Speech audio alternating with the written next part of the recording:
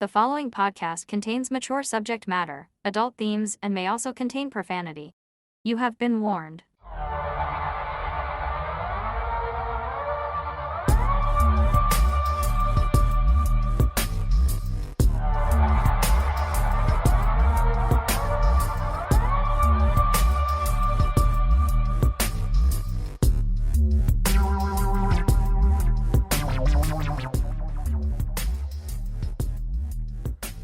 Hey everyone, welcome to the show. Welcome to The Absurd, our podcast about things that are absurd histories and mysteries and strange goings on. Stories that are funny, freaky, and sometimes frightening. Today's show is brought to you by the letter M. M for Mel. Oh, look at that. Look at that. Hi, Mel. Hi, Rod. How are you? I'm okay. How are you? Good. Good. Did you have a good Easter weekend? I did. Did you? It was very busy. Was it? But, good busy. Did you have ham? I did. Yeah.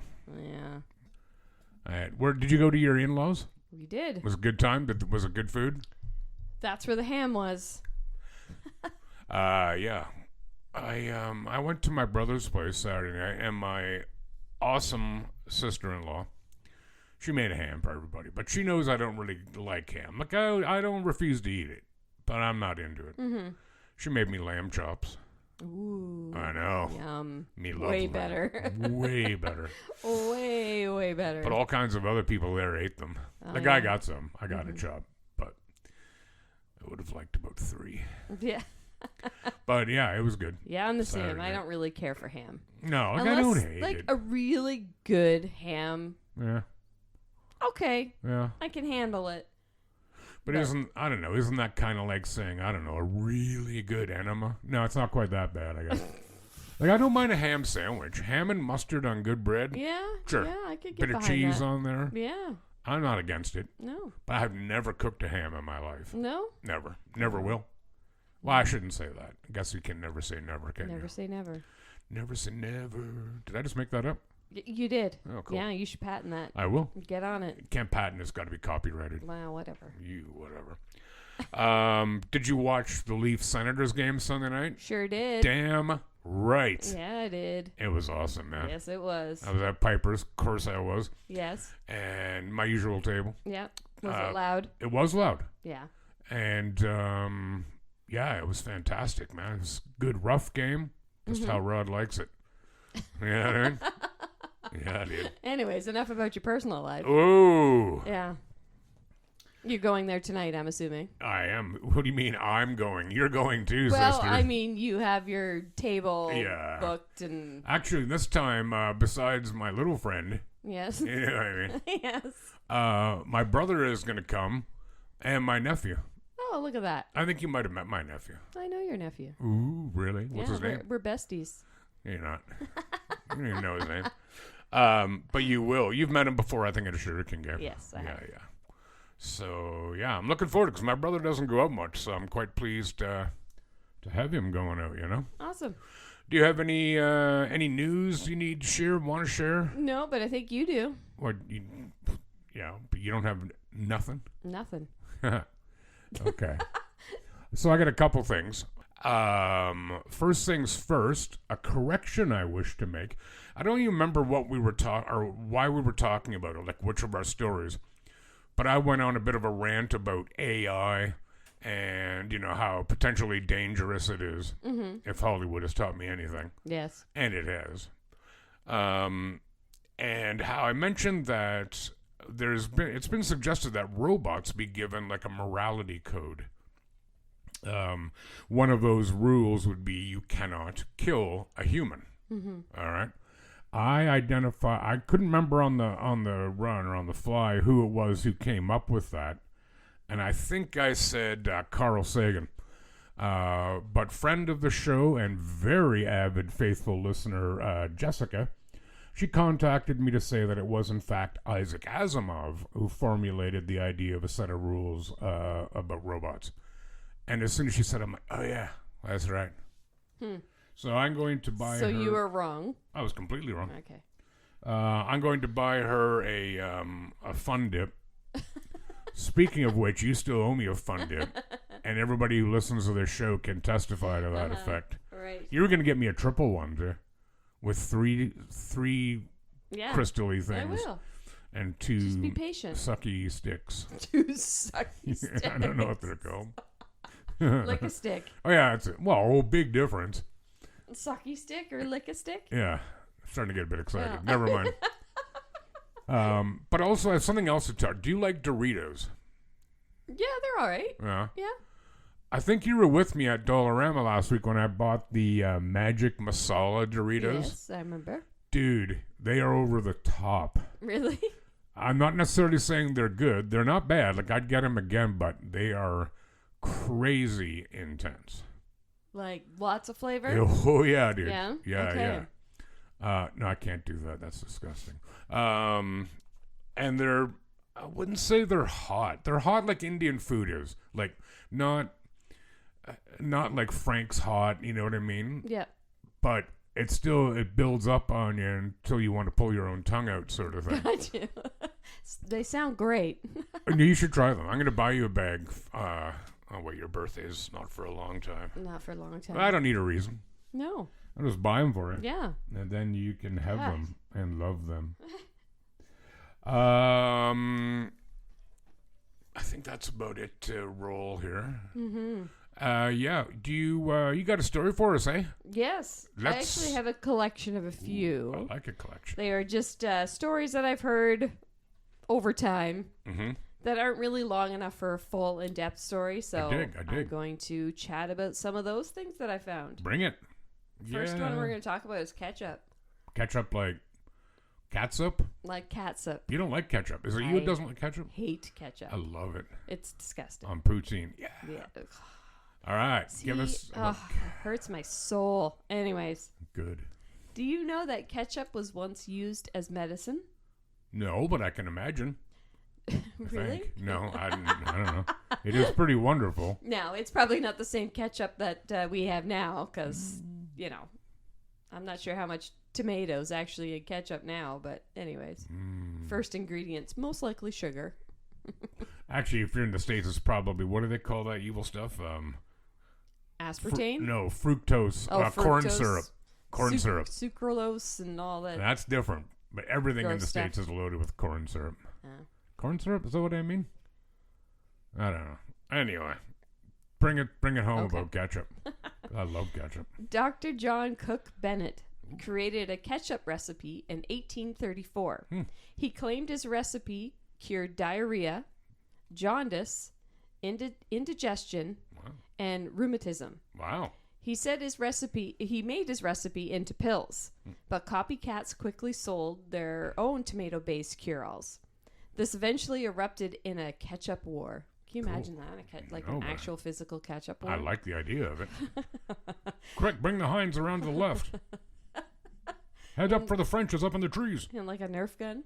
Ooh, That'd be great. Yeah. Anyways. Fakers just use laxatives without a trace of tomatoes. Well, how does that cure diarrhea? Yeah, I don't know. Isn't that going the other way? Yeah, you would think so. Yeah. And claim that they cured scurvy and mended bones, causing the ketchup medicine empire to collapse by 1850. Well, scurvy it would. What? It would cure scurvy. Like today's ketchup would cure scurvy. You think so? Yeah, because scurvy's a vitamin C deficiency. I'm pretty sure tomatoes have vitamin C. Yeah, I think you need a whole lot more than that. So much better, man. But there is some truth to Dr. Bennett's health claims, because tomatoes are a great source of vitamins, as you just said, and antioxidants. Ketchup today can be found in 97% of homes. Really, eh? I wonder, that's got to be in the States, or North America anyway. Anyways. What was the last line there? That there were some health claims that tomatoes are a great source of vitamins and antioxidants. Antioxidants. Yes. So I understand, though, that's when you cook them. So like tomato sauce, ketchups, like if you did a homemade ketchup, chili sauce, I guess, tomatoes, that's when it's really good for you. Right. When they're cooked. I love me some like tomato juice. Yeah. Oh, so good. Do you? If we're ever out and you want to be entertained, Yes. give me a glass of tomato juice. Really? What's going to happen? I'm not allergic or anything, but it's like a non, what do you call the like reaction? I can't do it. I have to do it. My face contorts. Oh, really? It twists up, and I can't stop it. Like I can't do anything about it. Okay, now we need to do this. Yeah. Okay, whatever. Not a Piper's. Sorry, go on. That's My awesome. apologies. Anyway, that was my ketchup story. Cool, that cool. I thought was kind of interesting. Yeah. Have you ever heard? Now, this is called knocker-uppers. Golly. Knocker-uppers Mm-hmm. were individuals, primarily in Britain and Ireland during the Industrial Revolution, Okay. who woke people up for work by knocking on windows or doors using sticks, rattles, or other devices. It's like a pre-industrial wake-up call. You got it. That's pretty sweet. They served as a form of a human alarm clock before the widespread availability of affordable and reliable mechanical alarm clocks. Sure. They used various implements to wake people, including long sticks, soft hammers, rattles. Huh. I just picture somebody outside with a What's rattle. a soft hammer? I don't know. Like a mallet? Yes. Or even pea shooters. Oh, I like that. They were particularly common in industrial towns and cities where factory work was widespread. By the 1940s and 50s, this profession had more or less entirely died out, Yeah. although it still continued in some pockets of industrial England until the early 1970s. Wonder when the first alarm clock was invented. I don't know.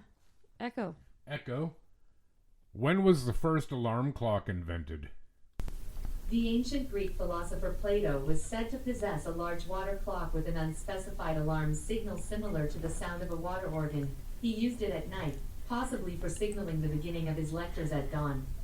The Hellenistic engineer and inventor Ctesibius fitted his clepsydras with dial and pointer for indicating the time, and added elaborate alarm systems, which could be made to drop or blow trumpets at preset times. Oh, is that all? Yeah. Okay. Okay. Wasn't really the answer I was No. expecting. Fine, go on. Okay. Thanks, Echo. Yeah. Anywho, that's that. Okay. What's your favorite chocolate bar? Wonder Bar. Wonder Bar. Hands down. How do you feel about a Three Musketeers? Well, I would eat them like in a second. It's so not one of good. my favorite though. Oh, I love them. Yeah. They're like the what's the dollar store version? I don't know. But I like the Canadian one that they don't make anymore. Which? Malted milk. Oh yeah. That was way better. That was good. Yeah, by the way, Sab loves Three Musketeers. I do too. Well, there you go. So good. Anyways, so the Three Musketeers chocolate bar was the third product released by Mars in 1932, following M&M's and the Mars bar. However, back then, when you purchased a Three Musketeers bar, you didn't get one long piece. You received 3 smaller bite-sized pieces. Huh. In fact, that's where the name came from. 3 pieces right. for Three Musketeers. These 3 pieces were flavored vanilla, chocolate, and strawberry. Oh, wow. During World War II, with the rising costs and restrictions, Three Musketeers transformed into a bar that we know and love today. Previously known as a bar that could be shared with 2 of your closest friends. Due to sugar rations, 2 of the 3 flavors were discontinued. It was simply too expensive to produce all 3 flavors. Soon, only the chocolate bars remained. Not to mention, this was the most popular flavor, so chocolate remained. Regardless of the change and reduction of flavors, Three Musketeers was still the most popular candy bar during the war. Back then, a bar cost 5 cents, which would be equivalent to $1 today. Whoa, they're actually cheaper then. Even accounting for inflation. Even though the bar has been around for several decades, the recipe is still the same, meaning this candy bar is original in every sense of the word. A big component of the famous candy bar is nougat.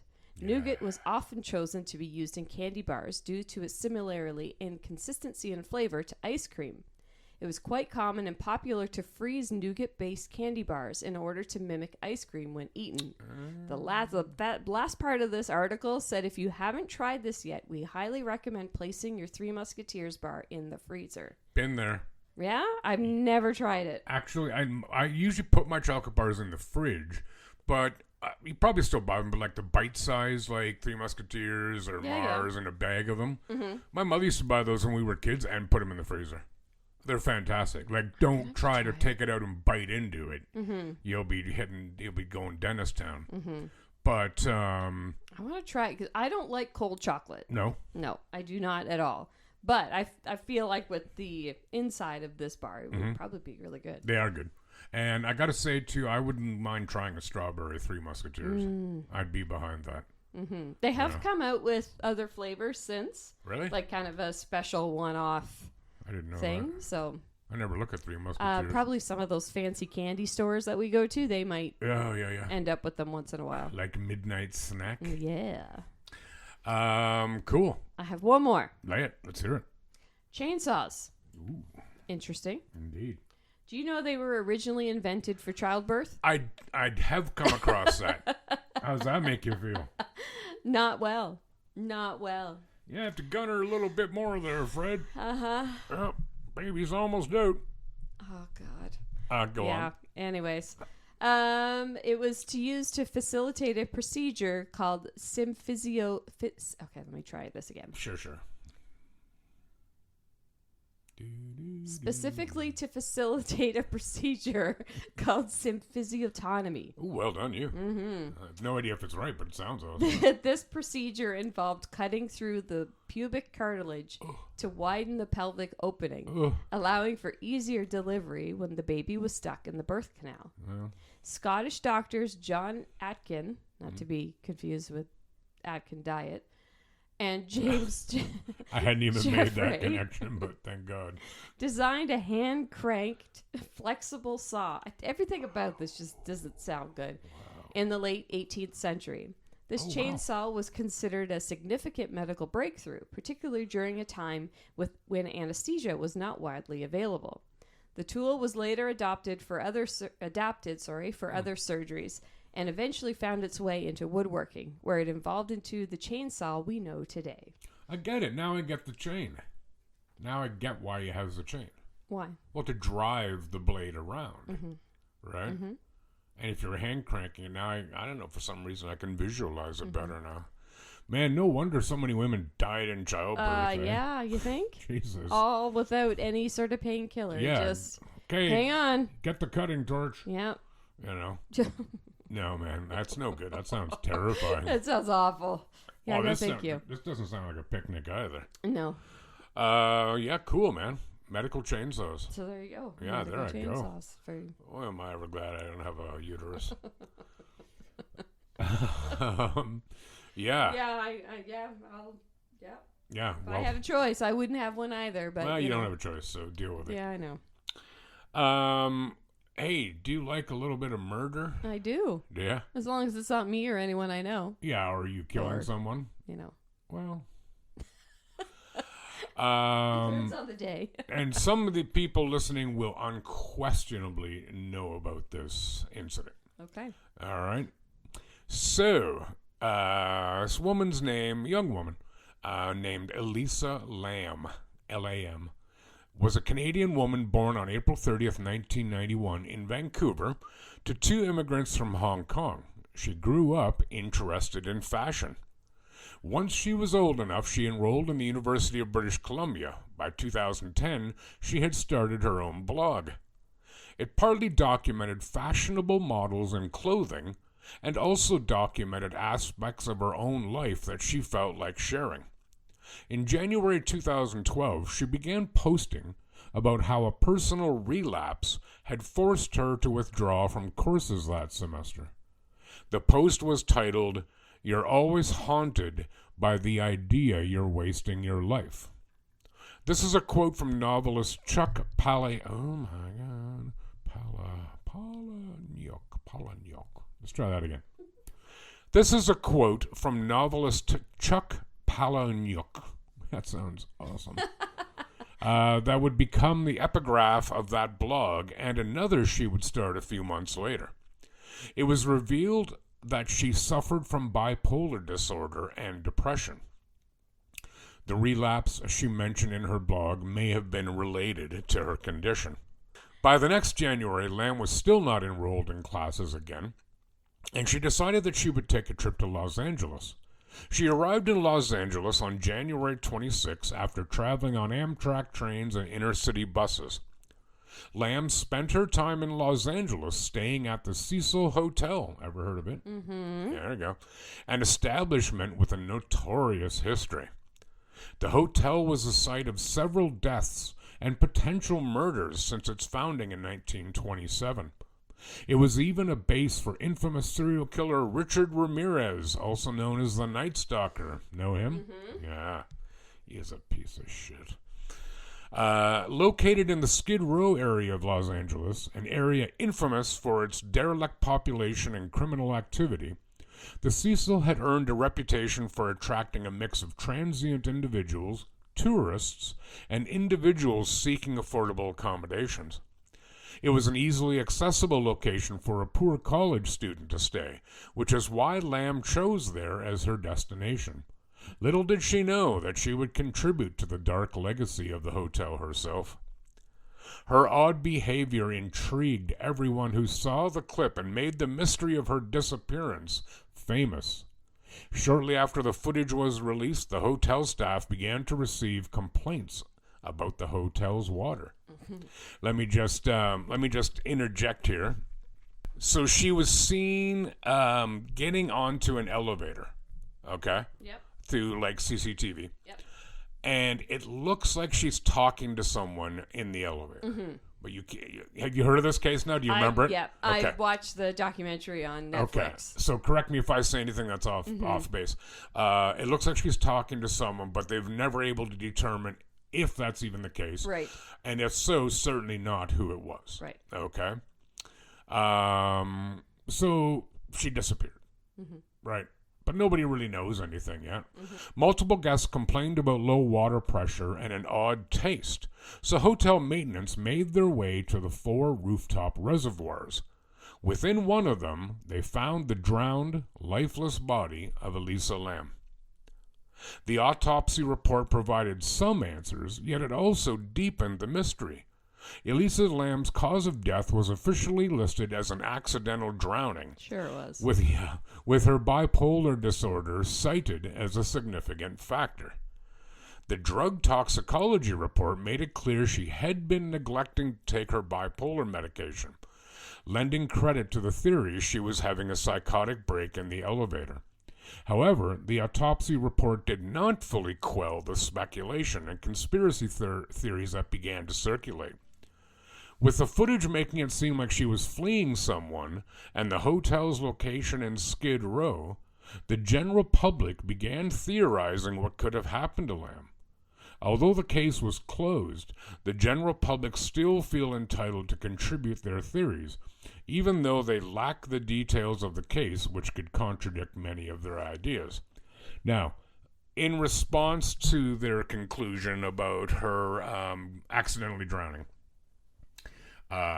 your tone suggested that you do not buy that theory. Absolutely not. Right, because if memory serves, there's no way she could have opened the lid of the reservoir and gotten into it and then had closed it. Right.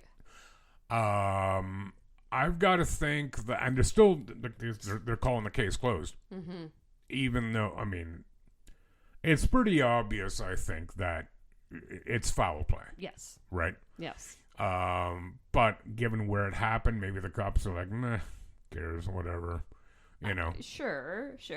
Well, and I know people who are bipolar. Yeah. And who are on bipolar medication. And it can be pretty serious, dude. It can be, yep. But to do something like that is not. It's not something that they would do. Like, bipolar has a whole slew of different things that come with it. But right. That part of it, I don't, and I could be wrong, but my understanding is like any sort of suicidal tendencies or anything like that doesn't really fall under the bipolar. Well, let me play devil's advocate here for a second. Are they saying that it was suicide? Saying she had a psychotic break associated with her bipolar. Right. Well, she, in her psych, if she was being chased, did she think she could hide in there? I don't know. It does say she also suffered from depression. Right. So I don't know what that in conjunction with bipolar Sure. can do to you. No Yeah. idea. No idea. But I also don't buy the conclusion that she drowned. No. Because A there's lot so of sketchy stuff went on in that hotel. well, yeah, totally. And again, she was a pretty slight person, you know. And I don't know how many times I've read like there was just no way that she could have gotten into this reservoir by herself. No. Now I'm avoiding the elephant in the room, as it were. That was a terrible elephant sound. That was horrible. Yeah, what was that anyway? Sound like a sick cat. Okay, well, we've been ignoring the sick cat in the room here. Can you imagine being at this hotel? Never mind showering, but, you know, getting a glass of water. That water seems a bit gamey, Yuck. you know. And then you find out. Like, I'd actually rather not find out. Because that, like, not even that. It's going through all the pipes. So Course. if there's any food being cooked in there, anything at all, you're... Well, if it was food being cooked, I mean, I wouldn't be okay with that either. But at least you're probably hitting a cooking temperature that's going to kill whatever's in it. But hauling a glass of water out of the tap and going, oh, what's with that huge of it? God. You know, there's no way I wouldn't have like retroactive PTSD or something. In your ice. Well, that's something to think about. Yeah, that bacteria would be dormant while it was frozen. Yeah. And it would come to life in your drink. So yeah, that's delicious. That's Elisa Lam, Canadian young woman who, I believe in our opinion, was murdered. Yes. Yeah. Yeah, it's a really good documentary on Netflix if you haven't seen it. I haven't seen it. You should. Maybe I will. You got a story for us? Oh, yeah, I got another one. Oh yeah, bring it. I love stories. Of course I do, don't you? Well, are you in luck? All right. Look. All families have their own quirks and habits. True. But one group of relatives has such a unique trait that scientists have branded them a total anomaly of the human species. Wow. The Ulas family has been the subject of fascination for years after they were discovered in a remote village in Turkey walking on all fours. Back in the early 2000s, a scientific paper was published on 5 of the Ulas siblings and their strange bear crawl-like movements. You okay? Oh, I thought you were going to interject. No, I'm just thinking out loud. Sorry. In the years following the paper's publication, evolutionary psychologist Professor Nicholas Humphrey of the London School of Economics traveled to Turkey to meet with the extraordinary family. Evolutionary psychologist. figure That that sounds one like out. a cool gig, Yeah, man. figure that one out. I have. The Ulas mother and father had a staggering 18 children. Bloody hell. However, of these, only 6 were born with quadruplism, walking on all fours. Oh, so this is like a physical abnormality. Yes. Interesting. Which is never seen before in modern adult humans. Like, wow, really? Mm-hmm. And they've got 6 of them. Yes. Dang. The thing which marks us off from the rest of the animal world is the fact that we're the species which walks on legs and holds our heads high in the air, he added. Walking upright. Of course, it's language and all other sorts of things too, but it's terribly important to our sense of ourselves as being different from others in the animal kingdom. These people cross that boundary. And yet no one has figured out the precise cause of this strange walking style. While some experts have suggested that it's caused by a genetic problem, others have rejected the idea that there's a specific gene for upright walking and suggested something else is at play. Humphrey pointed out that the affected siblings, 5 of whom are still alive and aged between 22 and 38, all suffer from a particular form of brain damage. Eulas's form of quadruplism differs from that seen in the closest animal relatives, chimpanzees and gorillas, in one key way. While these primates walk on their knuckles, the Turkish children use the palms of their hands, putting their weight on their wrists while lifting their fingers off the ground. How hard is that? That would be hard. Yeah, I was just trying to do that, actually. In the Turkish village where they grew up, There was no local health service, obviously, to help the disabled kids make the transition from crawling as babies on hands and knees to walking fully upright. Humphrey told 60 Minutes that he provided the Eulasses with a walking frame, and within a few hours, there was an astonishing transformation. The children who had never taken a step upright on 2 legs used this frame to walk across the room with such delight in their faces and a sense of achievement, he recalled, adding that it was as if they had suddenly made a breakthrough into the world they had never imagined they could ever enter. Huh. He said that seeing their enthusiasm to walk upright with the help of physiotherapists gave him a renewed respect for the human spirit. He said it helped to see them how...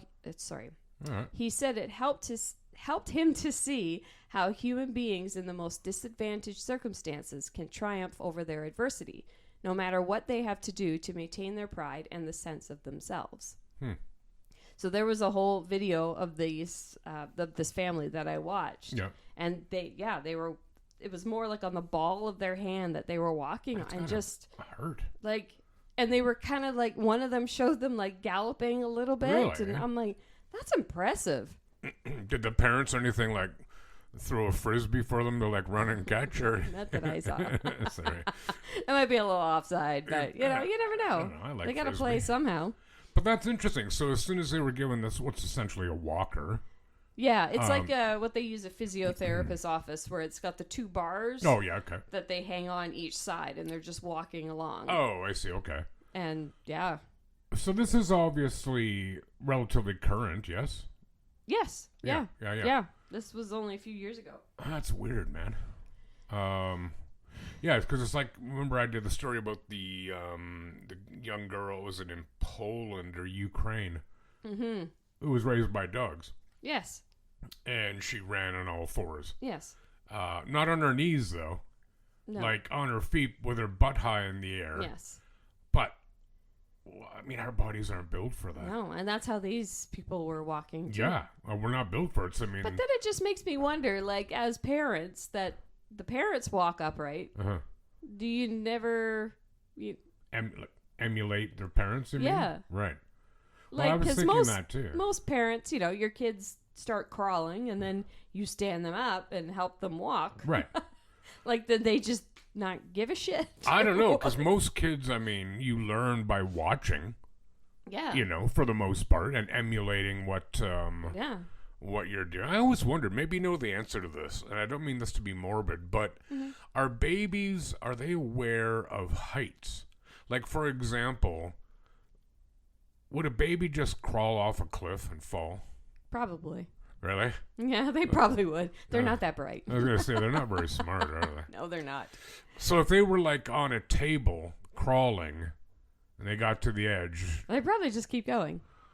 I got to admire their sense of purpose. That's why you always see, like, parents, you know, like kids walking by the pool, Yeah. and they run over to stop the kid, because the kid's just going to go right on in. They have no idea. No, I get that, but that's a little bit different, isn't it? I don't know. I don't I'm know just either. thinking of stepping into danger, like whether it's a pool or a cliff or off a table or... Would if a kid saw a candle, I guess some kids would just stick their finger in Yeah, the because fire. it's just morbid curiosity of what it is, so No, they're gonna and touch it. Not even morbid on their part, because they're like, oh, what's that? That looks cool. Yeah. I mean, I bet you they don't do it again. No, probably not. Right, because their brain's like, oh, yeah, that thing we just did, let's not do that again. Yeah, it's like putting your hands on the stove. Right. It's like, well, you do it once, you're going to find out. Yeah. Have you ever accidentally forgot to put an oven mitt on? Yes. Me too. Yeah. It sucks. Pretty sure everybody's had that moment. It sucks hard. Yeah. Pay attention. That's cool, man. I look forward to seeing some pics and vids of Oh, that. yeah, there was lots of pictures. And I noticed you pronounce it Turkey and not Turkia. No. Yeah, that's all right. That's how they pronounce it. Yeah, whatever. Turkiye, which to me should be Turkaya. But anyway. Hey, I got sent a story idea. Oh, did ya? Indeed, I did. Give it to me. This is from my friend Scott, who lives in South Korea. Ah. and Yes. has since, as you may know, Scott is not a Korean name Right. because he is, I believe he is of Scottish background, but he's from Milton, Ontario. Right. And I went to university with him, lived in the same house. Good guy. I think he's been in Korea since 04, 05, somewhere in there. So he sent me this, and he also sent me a bit of his. Well, he didn't send me this. He sent me a link to the article, but then he also explains a little bit of his own experience with this. Okay. This is called. Well, the title of the article is "Beware the Poop Needle." Okay. Okay, that's this writer's travel advice to anyone heading to South Korea. Dong Chim, which translates as poop needle in Korean, is a popular prank that involves using your index fingers to poke someone between their bum cheeks with as much force as you can muster. Yeah. No shit. The game is so popular that there is even a statue in its honor in South Korea. The bizarre hobby is practiced by children of all ages across South Korea and is treated by adults as a perfectly normal prank. You can walk ahead of me when we leave here. In fact, when one Korean town wanted to build a statue of two youngsters frolicking by the ocean, they decided one child should be jabbing the other in the bottom. And you won't find a foreigner working in a school there who doesn't have a tale of sneak attacks by eerily accurate fingers. A kind of souped-up version of the wedgie, the game is believed to have originated in Japan, where its name kancho translates as enema. While in Taiwan, they call it, Qianyan Sha, after a bum-prodding ninja move from the popular Naruto anime cartoon. I don't know it. Boy. Stranger still, in 2001, a South Korean game developer created an arcade machine for the Japanese market based around the prank. I don't want to play that. Called Bunga Bunga. The aim of the game is to gain maximum points by plunging a plastic finger into a bum as hard as possible. Okay, I retract that. I kind of want to see this game. Not gonna lie. Yeah, so keep your eyes peeled and your cracks covered. Yeah. Okay, so that's the article, but here's what my friend Scott sent me. So he confirmed that's translated as poop needle, whereas the article compared it to like a souped-up wedgie. He said it's like the Korean equivalent of a wet willy or a purple nurple. Remember? Right. Purple nurple? Oh, yes. Bad news, dude. So he says, during his first 3 months in the country, a random 5-year-old did that to me, and I swear I was never so close to punching out a kid as I had been then. I felt violated most of the day. He said, thankfully it was a one-off time, but I heard from teachers who taught kids that they were dong-chimmed regularly. He said one guy told his class after being violated that all the other kids got to do it to his perpetrator, and whichever kid does it the hardest wins a prize. The kid ended up crying, and the teacher was never poop needled again. Yeah. Goodness. So you can add the poop needle to your repertoire of stuff, of things. Guess, you yes. know, you can put that in the junk drawer of your mind Yeah. to use Things to do in 2025. Well, it's there if you need it. You know, you never know when somebody might need a good poop needling. Hey, what kind of word is that? And I'm still not even sure how you do it. Like, well, I mean, I kind of do, but I'm gonna have to look online to see like in action. Like, do you just aim for the crack or do you aim for the shoot? I mean. Is it the crack or the Yeah, the aperture, the orifice. Yeah, the exit. Yeah, I don't know, dude. Like, yeah, I've done that. Excuse me? To no, I have to my husband or partners just playfully, right? Like you're going up the stairs and you give them a whoop. But when you were a little kid, you didn't do it to your teacher? I didn't do it to my teacher. I'm not going to do it to strangers. How about your manager at work? Yeah. No. Got I don't think I'm you. gonna do- Poop needle. You're I fired. ran away. Yeah, you're fired. Get the hell out of here. If you steal one pen. Yeah, man, that's good times in Wow. South Korea. That's quite something. It is quite something. Those rascally kids, eh? As you know, I used to teach Koreans online. I only had a couple of teenagers. The rest were all adults. But I wish I had known about this then. And they never brought it up. Like, none of them gave me, like, an auditory poop needle. And Mr. No, I can't do that. Yeah. So, that's poop needle, dude. All right. Poop needle. Okay, let's try that again. Brought to you by Mattel. Yeah, for ages It's like 5 the and up. The new game. Yeah. Poop needle. That's good. That's great. Yeah, it's good times. So it's a nice day out. It is. It's blue skies, sunny, which I'm not all that crazy about. I like the gray weather better. Say what you will. And then we're going to go to Piper's. Yes. Wing night. Yes, it is. And then it's game time. Wow. I know, it's like that. So, yeah, I know you got something to say to the people. Yes, I do. Let's say it.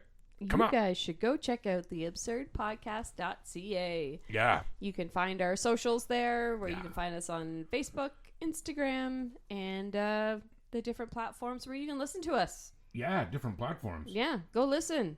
Download them. Yeah, download Give us them. 5 stars, please. Yeah, and It somebody... takes 2 seconds. 5 stars. Just bloop. Somebody... Does Makes that sound, does too. it? Do that again. Bloop. Yeah, well done. I actually had someone who wants to give us a rating, but doesn't know how. Now, this is on Spotify, so I'm going to do this real quick. If you go to the top of our page, and you'll see a little picture that says following, and then there's a bell shape for notifications. Then there's the gear thingy for settings. Then beside that, there's 3 vertical dots. Click on that. You can then do rate show. And you select rate show, then you give us stars. Yes, that's it. That's all you got to do. That's it, dude. So, yes, please do that. Visit our Instagram and Facebook page. If you have a story to suggest, as Scott did, please, absolutely do. I'm not going to absolutely promise you we'll do it, but we're pretty easy. You know, like if it's up our alley, damn right we'll do it. And with your blessing, we will happily give you a shout out. Yeah, for sure. Please do. Yeah. I think that's kind of it. Do you We're think that going to might be be putting it? we're going to be putting in a merch order soon. Oh, yes. So if anybody wants anything, please send us a message. Yep. On any of the aforementioned. On any of the aforementioned, Yep. or reach Email out to Rod us. directly or myself. That's fine too. Yeah, I've got some orders already. Yeah. Yeah. Awesome. Woo. So we'll be doing that probably in the next week Yeah. or so. Let's do it. Or this weekend. Let's make say it this happen. weekend. So if you want anything, let us know. Oh, and in sometime in May, watch for our little card flyers in Ireland. Ooh. Yeah. That's all I'm saying. That's all I'm right. saying. Cool. All right. Thank you very much, everyone, for coming by and listening. We hope you take care. Hope you're well. So, yeah, do that thing. You know what thing I'm talking about, Mel? Do that thing. Take care of yourselves and each other. Bye. Goodbye.